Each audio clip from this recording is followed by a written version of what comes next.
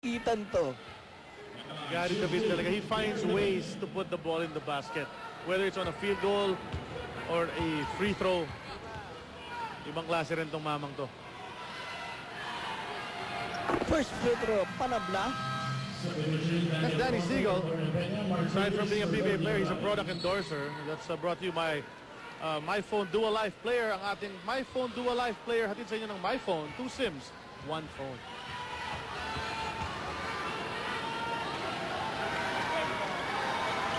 Ang 2-for-2 para dito kay Gary D. Linis ng pasok ng free throw ni Gary D.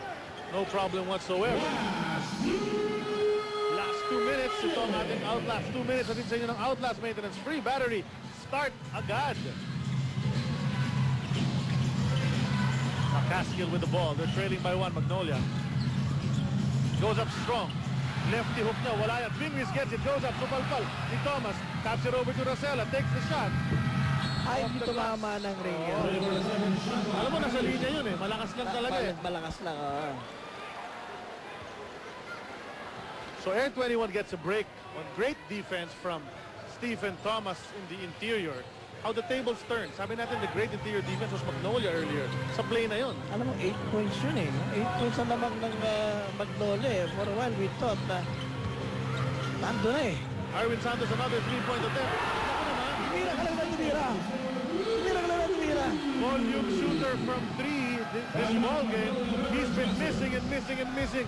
He makes a TM press with 1 minute and 19 remaining to extend the lead to 4. Tingnan natin anong mangyayari. Tingnan mo naman yan. What a time for Arwin Santos to deliver from Rainbow Country. Magnolia has to regroup with 1 minute and 19 remaining.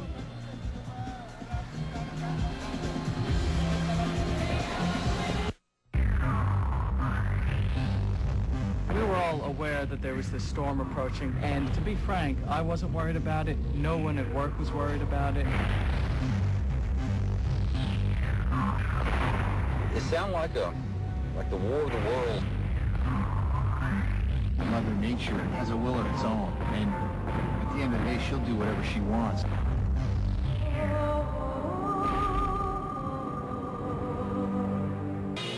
Ano oras? Albalado here. Nagpapahabol dito. Game number 2. The last couple of seconds. Cortez unable to deliver. And the victory went to Air 21 by a solitary point. That tied up the series. Diba? Instead of a 2-0 lead for Magnolia, it was all tied up at 1 apiece. At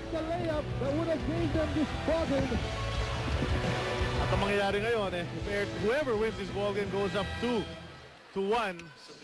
And right now, with 1 minute and 19, what a time, Barry, para sa Air 21 na gumana ang kanilang shooting.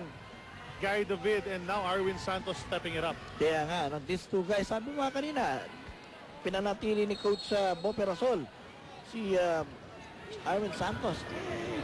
Tuwala siya. Ito, naagaw pa ni Arwin Santos. At mag-send tayo ng konting oras, sabi ni Arwin. Do not rush things. Time is on their side. Kaya ng Rolling Stones. Well, 4-point lead, you can milk the clock. Pag pumasok ang tira mo dito, parang paliguro na yun. 7 seconds on that shot clock. Gary David to Stephen Thomas. Let's see what they come up with. Stephen Thomas, turnaround jumper. Doesn't go. Rebound, Ildefonso. Lots of time in this game. 48 seconds. Crucial offensa ng Magnolia. Kailangan maka-score sila dito eh. Because it's still a 2-point session ball game eh. McCaskill turns to the basket. Gets a foul. Misses the shot. Sayang. If it had gone in, 3-point play opportunity sana, di ba? Doon eh. Niluwalan ng ring. Halfway down. So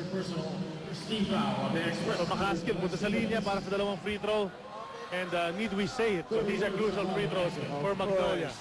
Kailangan ipasok yung 2. Perfect from the line so far. Well, perfect. Dahil pumasok na yung unang free throw niya. 77 for Magnolia. Pinglis for Tugade. Teka muna. Oo nga, tama yun. Peña for Ildefonso.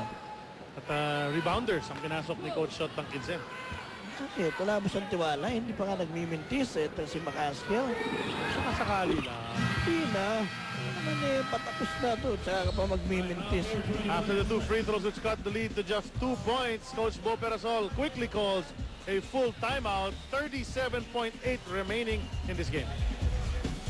Malaya ang damdamin. Sana ganito palagi. May oras na masaya. Kaya mo ako. Minsan malungkot. Naririnig mo ako kasi limit kamay ko pa. Minsan naiinis. Aso ng polis noon, pero ngayon asong gala ka na lang. Nagagalit. Natatakot. Hindi ko naman nagsasabit kayo, sir. Malaya ang damdamin, kaya't isinulat ito ng may malayang kaisipan. Sinimalaya, Martes alas 7 ng gabi sa ABC.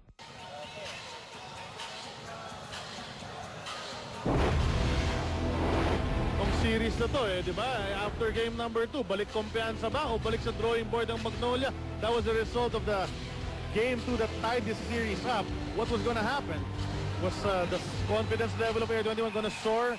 And was Coach would Coach Shot Tankinsen be able to drop some plays to get this game number 3? Tama lang yung ating game story, no? Dahil talaga naman tumaas ang kumpiyansa Ito, meron tayong Coke sarap dito moment. Olsen Rosella feeding Danny I. A great feed for the basket. Ang sarap ng teamwork dito. Brought to you by Coca-Cola. Sarap dito. And you know, we were saying a while ago, when this series was about to begin, sabi ng mga tao, patas na patas to Talagang dikit na dikit ang series. Of course, game number